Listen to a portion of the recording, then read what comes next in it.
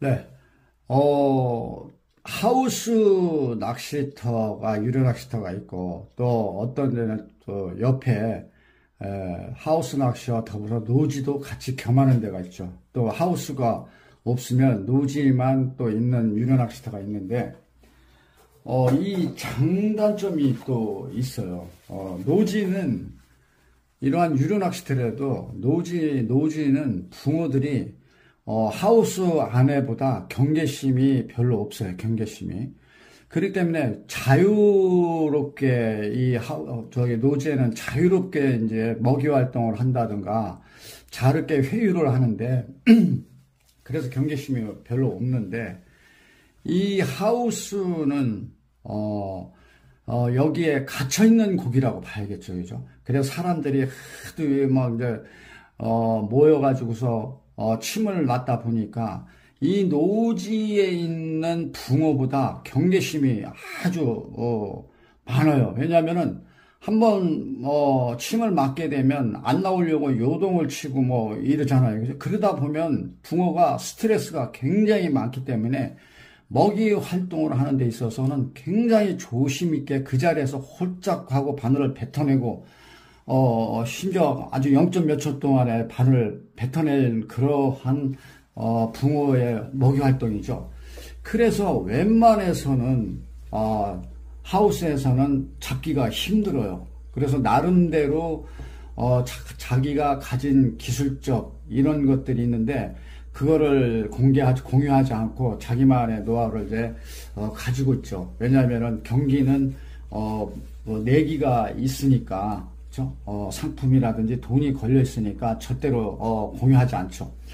자, 그런데 제가 이제 동영상으로 올린 중통낚시는 제가 이제 여기에 도래가 있고, 자, 이렇게 해서 이제 먹이가 있는데, 기존의 그 중통 낚시는 이런 식으로 돼 있죠, 그렇죠?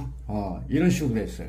그러니까 여기는 자연스럽게 먹이가 바늘이 펴져 있어가지고 자연스럽게 해서 먹는데 이게 여기에서 문제가 생기는 거죠. 꺾여가지고 여기에서 저항을 받는 거예요. 먹고 확 돌아서 잡아 당길 때는 상관이 없는데 혹하고 제자리에서 빨아 당겼을 때는 여기에서 바늘 깊이가 들어갈 수 있는 여지가 여기에서 저항이 많이 생기는 거죠. 그래서 제가 이제 동영상에 올린 것은 이렇게 해가지고서 여기다 편납을 감아줘서 이렇게 해가지고 수직 에너지 운동을 수평 에너지 운동으로 해서 최대한 붕어가 깊이 흡입을 하고 그 다음에 이러한 텐션을 줘서 찌에 거의 7, 8, 90%가 전달이 되게끔 하는 이러한 기법이라고 말씀을 드렸죠. 그래서 이제 제가 이러한 낚시를 노지에서 할 때는 여차없이 이제 그러한 입질 패턴을 제가 동영상에 좀 많이 올렸어요. 그런데 이제 문제는 뭐냐면은 노지에서는 괜찮은데 이게 하우스 안에서 이제 문제란 말이죠. 하우스 안에서는 제가 이제 이 중통 낚시의 반문이 뭐냐면은 뽕돌이 무거우니까 유동추가 무거우니까 자 이렇게 해서 기존에 있는 채비로에서 유동추가 무거우니까 떡밥이 따라 내려간다. 먼저 내려가고 유동추가 먼저 내려가고 그 다음에 떡밥이 따라서 내려가니까 떡밥이 안착이 될 때는 펴지지 않고 이런 식으로 접힌다는 그러한 반문이 있어요. 그런데 이러한 현상도 사실은 장단점이 있는 거예요. 그렇죠? 노지에서는 경계심이 없으니까 노지에서는 접혀 있다고 하더라도 붕어가 흡입을 하고 자연스럽게 행동 반경이 넓으니까 이 떡밥과 바늘을 물고서 싹 옆으로 행동 반경이 넓으니까 이게 펴지면서 입질로 가는 수가 있어요. 이러한 아주 그러니까 이물감 없이 경계심이 없이 먹는 이러한 펴져 있어도 이런 것들이 이게 장점이겠죠. 그죠? 그 다음에, 약하게 흡입하는 거는 이 목줄이 접혀 있기 때문에 전달이 못 된다는 거. 이러한 장단점을 같이 가지고 있어요. 근데 노지에서는 거의, 이런 건 신경 쓸 필요가 없어요. 왜? 먹고 싹 돌아서기 때문에. 그런데 문제는 하우스예요.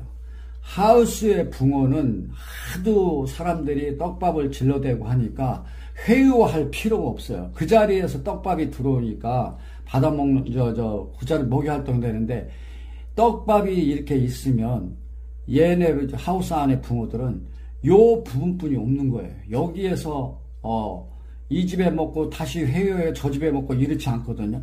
여기에서 먹고 이물감이 있으면 뱉어내고 이러기 때문에 이런 중통 낚시는 불리할 수도 있어요. 불리해요. 그래서 제가, 중통도, 사선과 같은 원리다. 제가 말씀을, 지난주에도 몇 번 얘기를 했죠. 이게 이제 제가 얘기하는 채비예요. 자, 요게 이제 유동추죠. 유동추예요. 이제 여기다 바늘을 달고 놓는 거죠. 바늘을 달고 이렇게 놓죠. 근데 만약에 요 유동추가 없고 이렇게 도래하고 있다면, 도래 밑에 이제 했다면 얘를 내리고서 세우면은 이것은 분명히 내림 낚시예요. 그렇죠?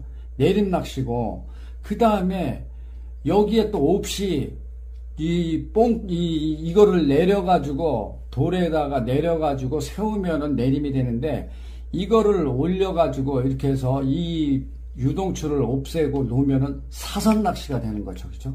그리고 여기에 또, 지금처럼, 유동추를 달면은, 중통 낚시가 되는 거예요. 그런데, 기존에 있는 그러한 뭐 2배, 3배 되는 그러한 유동추를 이제 쓰지 않고, 이 중통 낚시를 사선 낚시에 가깝게 기법으로 바꾸는 거죠.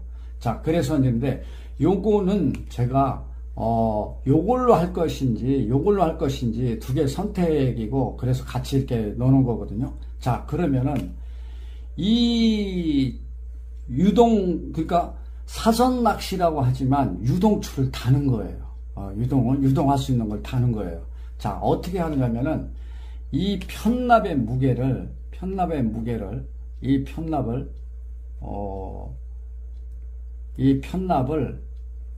잘 안 풀러지네요.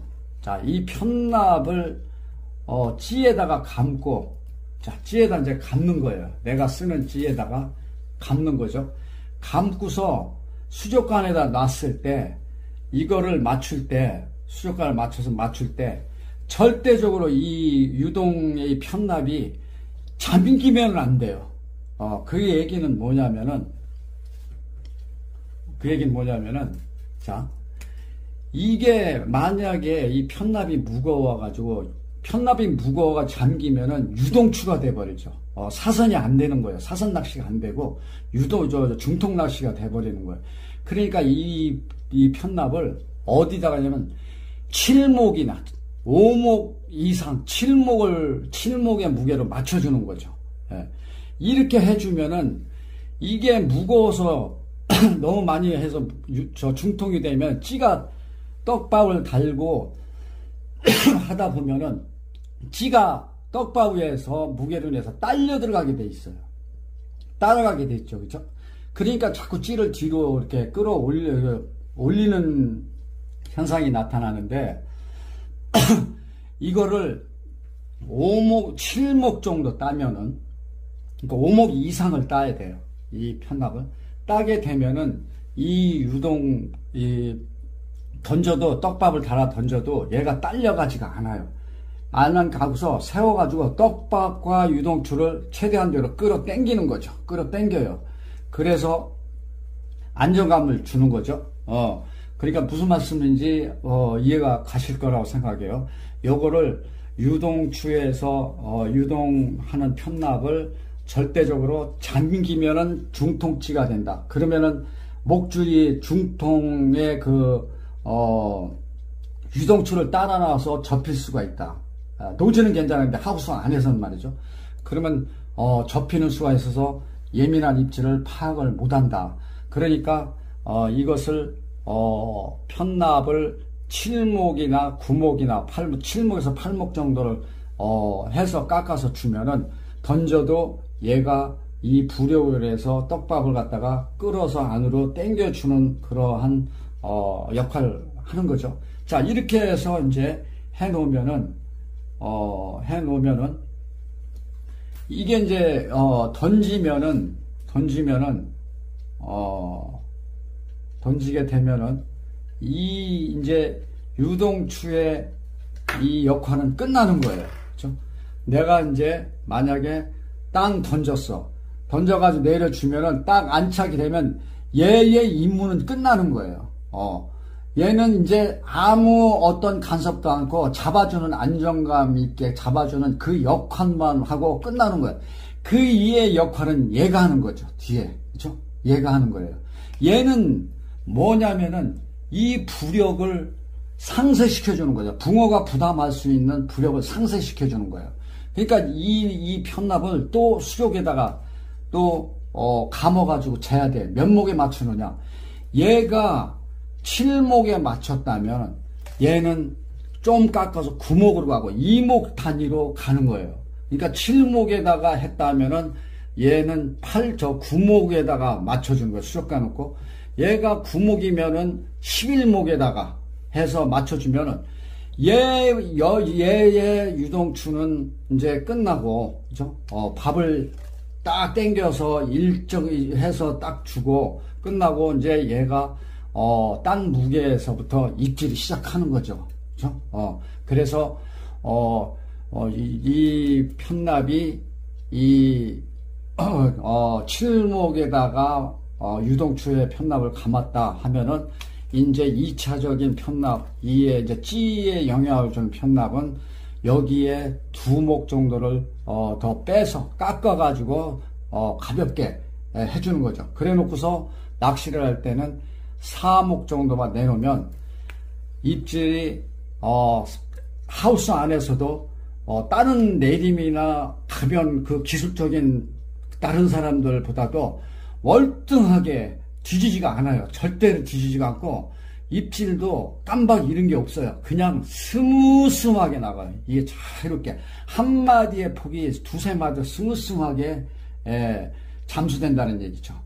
그래서 제가 이제 동영상을 찍고 저의 기법을 이제 이 채비는 제가 전에부터 많이 했기 때문에 제가 유튜브를 이제 할 줄 몰라서 공개하지 못했어요. 그래서 유튜브를 이제 좀 배워가지고 이런 기법도 있다 해서 이제 제가 올리는 건데, 근데 뭐 해보시는지 현장에서 해보시는지 안 해보시는지 모르겠는데 댓글들에 어떤 문의 뭐 이런 게 없으시더라고요. 그래서 저도 좀 그래서 내가 설명을 잘못 드렸으나, 그리고 좀 뭐 다른 얘기지만 요 뽕돌은 낚시바에 가면 제일 작아요. 제일 작은 뽕돌이에요. 요게 제가 찌가 보니까 한 7, 8목이 잠기더라고요. 제 찌로 봐서는. 그래서 요 아주 작은 거 아무래도 요렇게 해서 해주면은 이거보다는 이게 더 나을 것 같아요. 정력이. 이게 뭐 뻘이나 이렇게 딱 해 있으면은 저기 좀 뭐 안 좋다는 하는데, 이거 뭐 상관은 없겠지만 저는 이제 이걸로 택해서 했는데, 자, 그래서 이제 제가 이제 댓글에 이제 올려주시면은 제가 또 상세하게 하고, 요번에 이제 토요일 날 제가 이제 하우스를 이제 들어갈 거예요. 경기 낚시를 들어갈 거예요. 시간을 내서 이제 가는데 이제 사람들이 탁 붙어 있겠죠.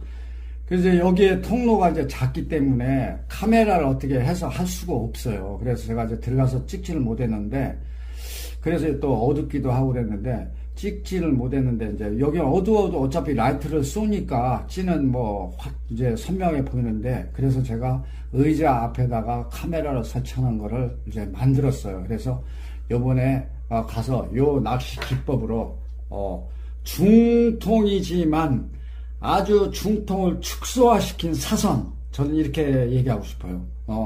요렇게 해서 딱 해서 주면은 아주 탁월하다는 것을 제가 토요일 날 가서 경기를 하면서 한번 동영상을 찍어서 한번 입증을 해볼게요.